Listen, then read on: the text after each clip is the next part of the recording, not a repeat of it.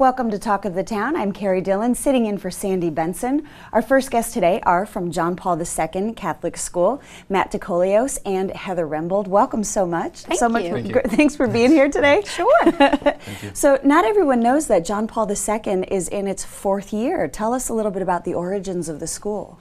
We moved to Beaufort in 1999. We came with the Marine Corps, and at the time, Father Cellini, Monsignor Cellini, was at St. Peter's, and he told us a Catholic high school was coming, At the time, St. Peter's was one of our Catholic elementary schools, and St. Francis came and St. Gregory came.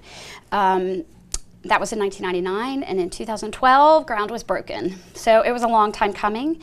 We started our humble beginnings in the Okatee Baptist Church right down the road from the school in August of 2013 because our building wasn't done yet. Oh, wow. With 58 kids, 7, 8, 9. We moved in to our current existing building on January the 6th, 2014, and have been there since. We have grown from a 7, 8, 9 school to a 7 through 12. Yeah. We'll have our first graduating class this year, which is very exciting. Oh my gosh. Some of those kids started with us on day 1. Yeah. So yeah, it's great. And there's such a nice continuity between St. Gregory the Great going right to JP the Second. Right, any of our Catholic feeder schools. So we have St. Francis on the island, yes, and St. Gregory in Bluffton, and St. Peter's in Beaufort. Sure. And Heather was our first hire ever as a faculty member. Is that right? So we That's why I went from claim the fame. 57. Yeah, we went from 57 kids first year, 120, 175 to now 200. Wow. And what do you teach? Well, I currently teach biology, but I also serve as our assistant principal. And Matt is our math guru as well as our athletic director. Wonderful. Yeah. We're going to talk about your athletics in a minute here. But as a parent, what's attractive to parents about the school? Well, I'll give my perspective as a non-Catholic parent. Because my wife and I have a 4-year-old, and so we're probably going to be sending her to St. Gregory's next year, a Catholic school, and so we still view it as we're Christians. We love the faith formation part of it. We love the character education, and then at JP2 you have all that, and then you have a budding and successful athletic program.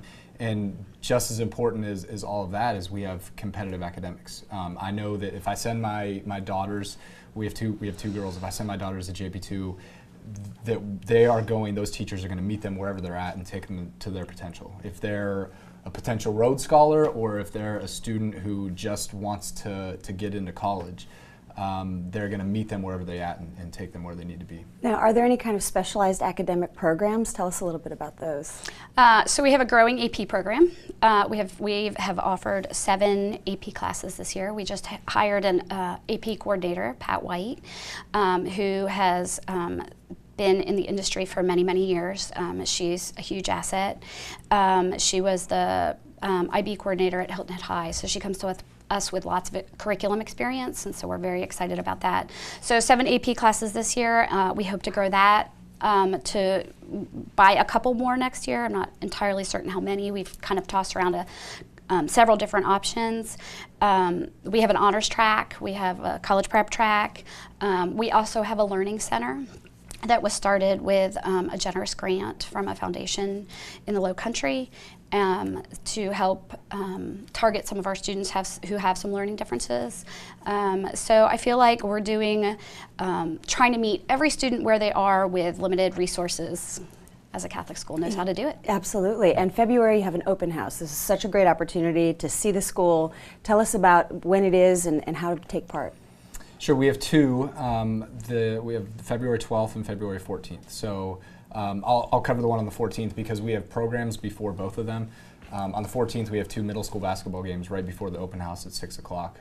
So what families can expect is they can expect to see our facilities first and foremost. They can tour our school, see our new athletic center if they haven't seen it yet, and then we're going to have teachers and coaches and administrators on hand to answer questions, to talk about our programs, to just get a feel for who we are. And there's going to be student leaders there to talk about their experience as students. Can we find out about that on the website? Yes, absolutely. And the one on the 12th is a Sunday, and we're going to have Mass. in the athletic center beforehand. And that athletic center is brand new, and it's so exciting. We don't have much time to go into it, but real quickly, tell us about, I mean, this is a big deal. It's huge for us. The student involvement has been great. We're packing the home games. Our teams are being successful. Like you said, we have seniors for the first time, so our varsity basketball teams and volleyball teams have been great this year. And for the student activity level, it's been phenomenal. Yeah, so John Paul II, check out their open house, athletics and academics combined. Such a great place. Thank you both for being with us today. Sure, thanks.